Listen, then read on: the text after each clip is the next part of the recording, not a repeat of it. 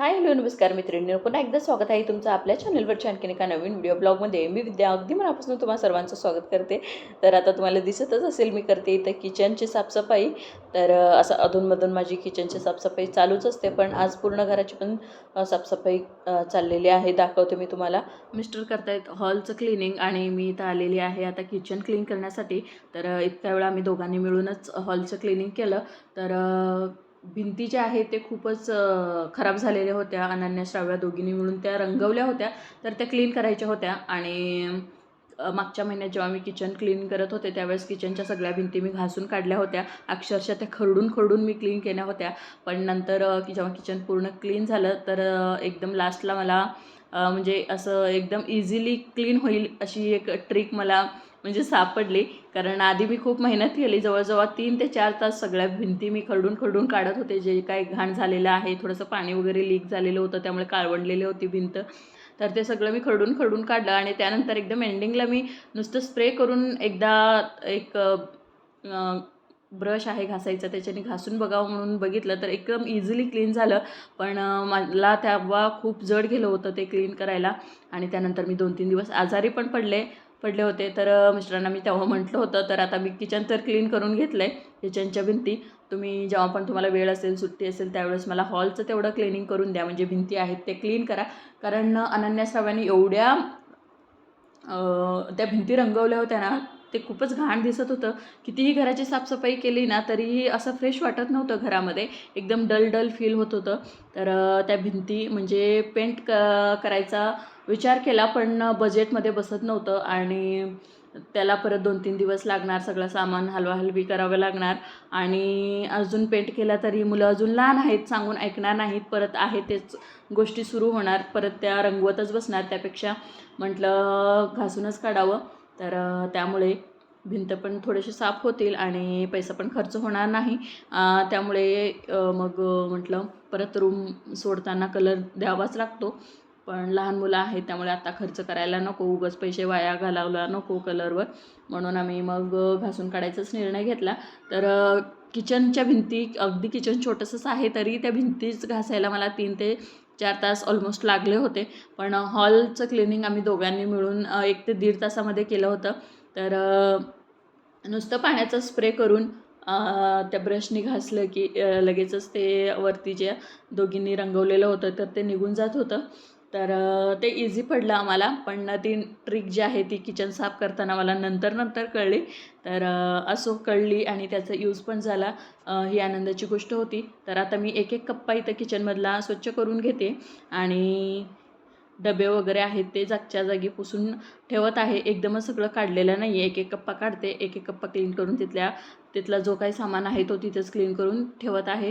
तर वरच्यावर मी किचनची साफसफाई करत असते 8 दिवसातून 15 दिवसातून. त्यामुळे एवढी काही घाण नसते, पण क्लिनिंग केलेलं बरं असतं. छान वाटतं, फ्रेश वाटतं घरामध्ये.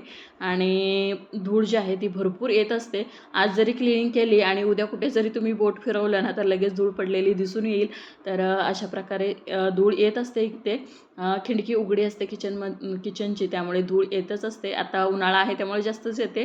तर आता अशा प्रकारे मी कधीच असं कडप्यामध्ये पेपर वगैरे टाकत नाही. पण म्हटलं ह्यावेळेस थोडंसं हे जुनं कॅलेंडर होतं त्याचेच पेपर टाकावे म्हणून मी इथं पेपर टाकून घेते आणि बघते कसं दिसतंय वगैरे. तर आता सगळे डबे मी पुसून घेतलेत. आता ते तिथं कसे बसतात त्या पद्धतीने व्यवस्थित असं सेट करते. तर आणि आज क्लिनिंग करायचा अजिबातच मूड नव्हता, कारण काल होता श्राव्याचा ॲन्युअल डे आणि कालचा पूर्ण दिवस जो आहे तो तिच्या तयारीमध्ये आणि तिच्या प्रोग्राममध्येच गेला होता. तर त्यामुळे खूप थकल्यासारखं वाटत होतं आणि उशिराच उठल्यानंतर चहा वगैरे घेतला आणि मिस्टरांच्या डोक्यात काय आलं काय माहिती. तर त्यांना सहसा जास्त सुट्टी नसते, एकच कधीतरी सुट्टी असते आणि त्यात पण त्यांना आराम करायचा असतो. पण ह्यावेळेस काल त्यांनी नाईट ड्युटी करून झोप घेतली होती दिवसभर आणि आजची सुट्टी होती. त्यामुळे त्यांना वाटलं क्लिनिंग करून घ्यावी, परत सुट्टी कधी भेटेल काय माहिती म्हणून.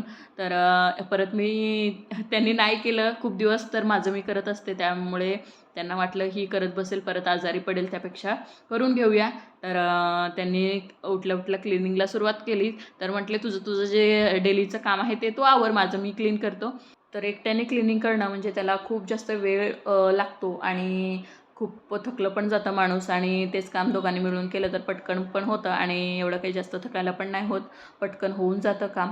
तर डबे इथं मी सगळे पुसून घेतले होते आणि किराणा भरून खूप दिवस झाला होता पण डब्यामध्ये मी ओतून ठेवला नव्हता. तर डबे क्लीन केले आणि त्यानंतर आता जे जे काही डब्यामध्ये ओतून ठेवायचं होतं ते इथं सगळं ओतून ठेवते डब्यामध्ये आणि सगळं सामान भरूनच मग व्यवस्थित असे डबे कडब्यामध्ये ठेवून देते.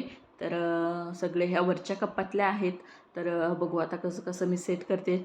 आधी मी ठेवून वगैरे बघते जसं चांगलं दिसेल तसं. थोडंसं बदल केलेलं पण चांगलं वाटतं, किचनमध्ये थोडासा वेगळेपणा वाटतो.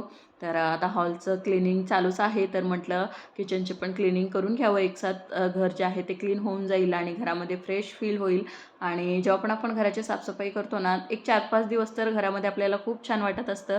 सगळं क्लीन क्लीन असतं ना, तर त्यामुळे खूप घर प्रसन्न वाटत असतं. साफसफाईला सुरुवात करायच्या आधी थोडासा कंटाळा वाटतो, पण एकदा का सुरुवात केली की पूर्ण चकाचक केल्याशिवाय आपण काही थांबत नाही. कितीही थकवा आलेला असेल, कंटाळा आलेला असेल, तरीसुद्धा सुरुवात करेपर्यंतच वेळ लागतो. पण सुरुवात एकदा झाली की पूर्ण चकाचक एकदम टकाटक दिसेपर्यंत आपला काही हात थांबत नाही. तर बघा इथं अशा प्रकारे सगळे जे आहे ते कडधान्य वगैरे सगळे भरून घेते मी इथं डब्यामध्ये. आणि आजचा क्लिनिंगचा अजिबातच काहीच प्लॅन नव्हता, पण सकाळी उठल्या उठल्या मिस्टरांच्या डोक्यात काय आलं काय माहिती, त्यांनी क्लिनिंगला सुरुवात केली. तर माझी तर अजिबात इच्छा नव्हती, कारण कालचा पूर्ण दिवस जो आहे तो श्राव्याच्या तयारीमध्ये गेला होता आणि त्यामुळे मला थोडंसं थकल्यासारखंच झालं होतं. तर रिलॅक्समध्ये माझं चाललं होतं उशिरा उठून सगळं. तर बघा इथं मिस्टर आता सगळ्या भिंती आता क्लीन झालीत. हे एवढंच टी व्हीच्या साईडचं जी भिंत आहे ती तेवढीच क्लीन करायची राहिली होती. तर बघा अशा प्रकारे पाणी मारून नुसतं असं ब्रश फिरवून घेतला की भिंत जी आहे ती क्लीन होऊन जात होती. तर इथं पावसाळ्यात थोडंसं पाणी जे आहे ते लीक होत होतं. तर ते आत्ताचं नाही आहे, मागच्या वर्षीचं वगैरे आहे. तर तेच खूप घाण दिसत होतं. तर ते पण क्लीन करायचं होतं आणि ह्या साईडला तुम्हाला तर माहितीच होता कसल्या घाण झालेल्या होत्या भिंती. तर आता पाहू शकता एकदम क्लीन झालेल्या आहेत आणि फ्रेश पण दिसत आहे आता घरामध्ये. तर टी व्ही वगैरे सगळं काढून ठेवला, इकडचं साईडचं पण बेड वगैरे सगळं सरकून क्लीन करून घेतलं. कबड तेवढा नाही काढला, त्याच्यामागचं तेवढं राहिलेलं आहे. ते कधी आम्ही कबड जेव्हा पूर्ण हलवू ना त्यावेळेस क्लीन करून घेता येईल म्हणून ते तेवढं राहिलं. तर पूर्ण टीव्हीच्या खालचं कबड वगैरे सगळं काढलं होतं आणि आता पूर्ण हॉल क्लीन झाला होता.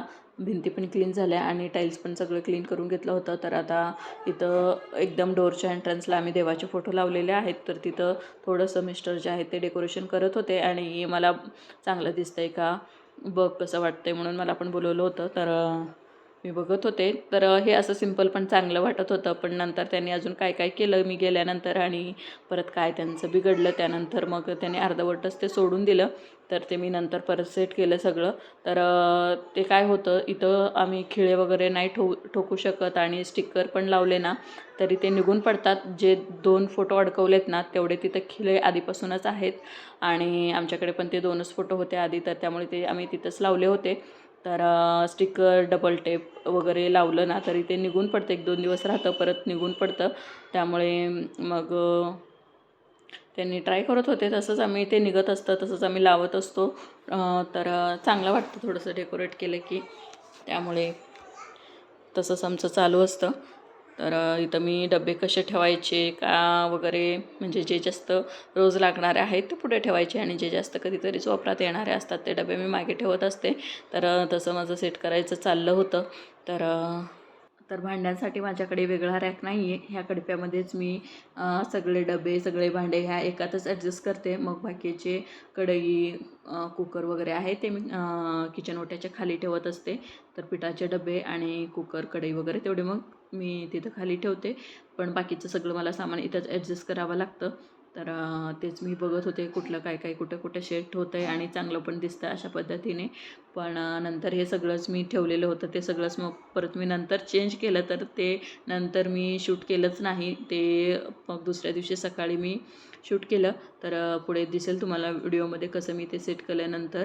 तर मला खोकला पण होता आणि अजिबात मला साफसफाई करायची इच्छाच नव्हती. काही प्लॅन पण नव्हता असं करायचं आहे क्लिनिंग वगैरे म्हणून. त्यामुळे मेंटली अजिबात प्रिपेअर नव्हते मी.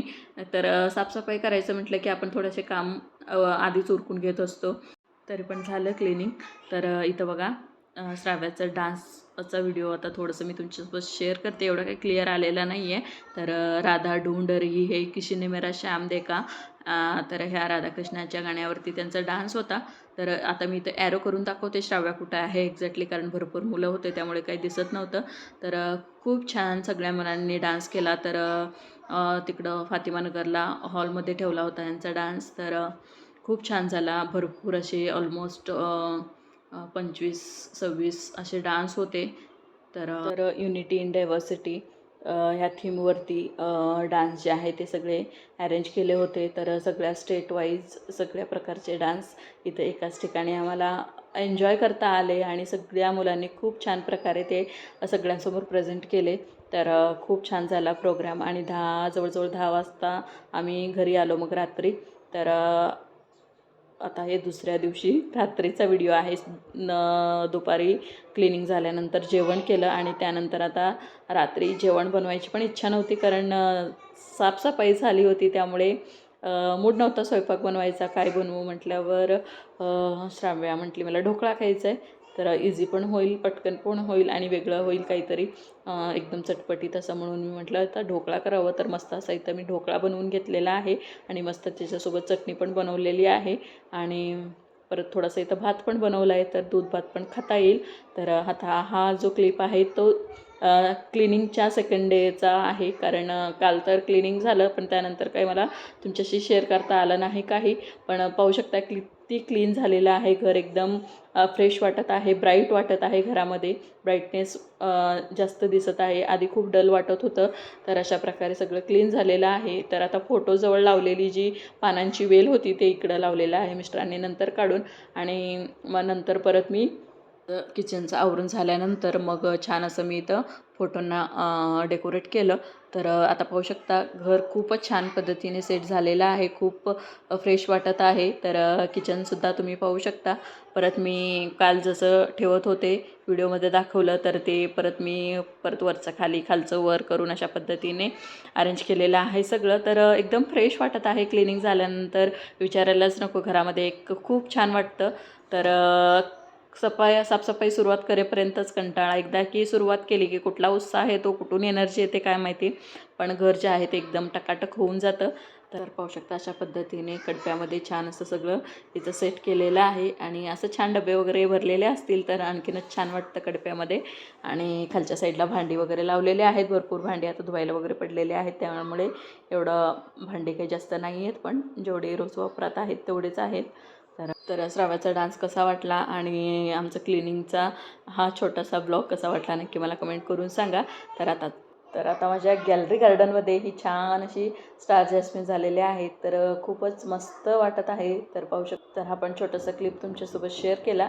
चला तर मग भेटूया पुढच्या ब्लॉगमध्ये. Bye bye.